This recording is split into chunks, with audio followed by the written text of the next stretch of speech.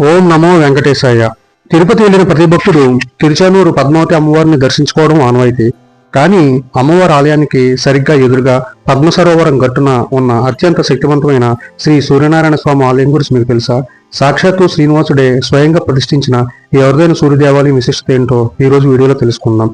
పురాణాల ప్రకారం భృగు మహర్షి విష్ణుమూర్తి వక్షస్థలాన్ని తన్నినప్పుడు అక్కడ నివసించే లక్ష్మీదేవి అలకతో వైకుంఠాన్ని వీడి భూలోకానికి చేరుకుంది. అమ్మవారిని వెతుకుతూ వచ్చిన స్వామివారు ఆమెను తిరిగి ప్రసన్నం చేసుకోవడానికి 12 ఏళ్ల పాటు తపస్సు చేయాలని నిర్ణయించుకున్నారు.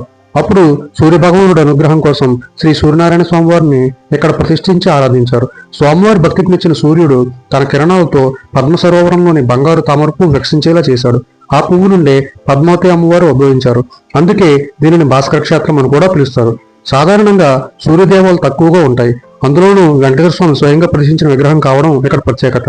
భక్తులు అమ్మవారిని దర్శించుకోవడానికి ముందు ఈ శ్రీ సూర్యనారాయణ స్వామిని దర్శించుకోవడం శుభప్రదమని నమ్ముతారు. మాఘమాసంలో వచ్చే రథసప్తమి అక్కడ అత్యంత వైభవంగా జరుగుతూ ఉంటుంది. ఆరోగ్యాన్ని ఐశ్వర్యాన్ని ఇచ్చే ఈ భాస్కర క్షేత్రాన్ని మీరు కూడా తప్పక దర్శించండి. ఈ సమాచారం మీకు నచ్చితే వీడియో లైక్ చేయండి, షేర్ చేయండి.